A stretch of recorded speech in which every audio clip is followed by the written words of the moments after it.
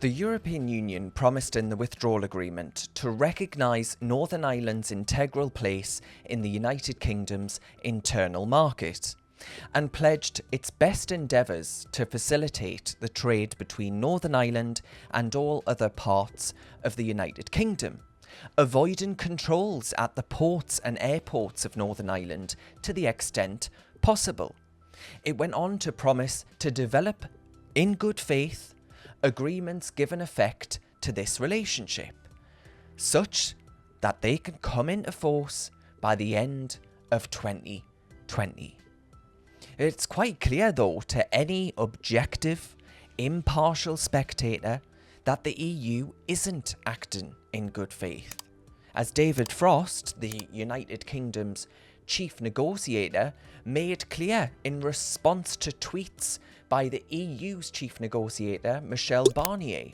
They threatened to refuse to list Britain as a country that Brussels can accept food imports from.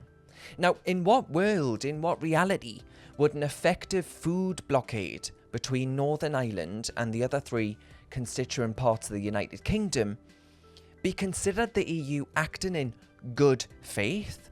It should be of absolutely no surprise to all of us that the likes of the EU fanatics who share the same pro-EU third-way style of politics, like John Major and Tony Blair, fail to recognise that the fault is on the other side here.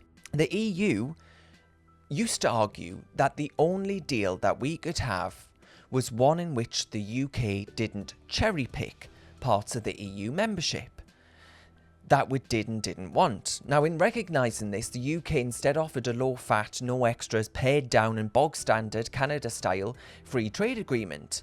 The EU, that once said that this was on offer for the UK, now says that such a bog-standard deal isn't on offer. I mean, talk about cherry-picking. The EU are absolute masters of it now. So it's demanded that we sign away our territorial waters by remaining in the common fisheries policy, much hated common fisheries policy. They've broke pledges on financial services. They've demanded that we accept level playing field provisions to keep the UK in the EU's regulatory orbit and ensure that we cannot outcompete them in several sectors, and sign up to their state aid demands.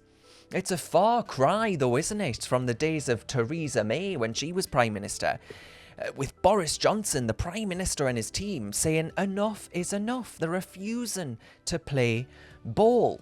They're refusing to allow the EU, which has said all along, let's not forget, that it wants to protect the Belfast Agreement and Northern Ireland's peace process, using Northern Ireland as a bargaining chip.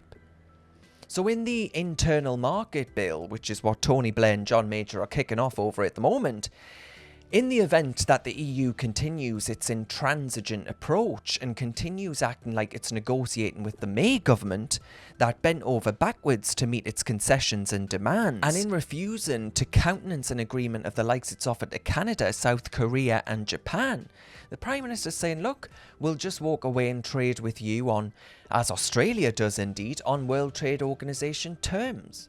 So with the internal market bill, they're ensuring that the EU can't issue such outrageous and unacceptable threats to a member of the United Kingdom's family of nations. And I say, don't know about you, but I say good on the Prime Minister for standing up for Northern Ireland and defending the integrity of the United Kingdom, which is, after all, the world's most successful political and economic union.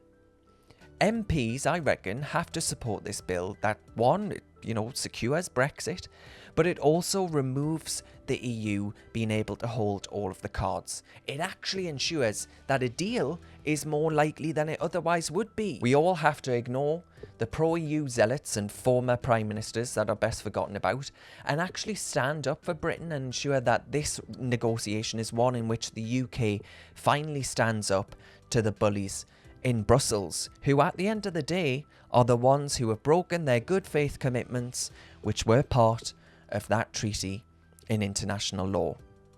I'm Darren Grimes for Reasoned UK. Let us know what you think in the comments. Share, subscribe, support, And if you can, support our GoFundMe page. We're over halfway towards securing our target. Cheers, guys.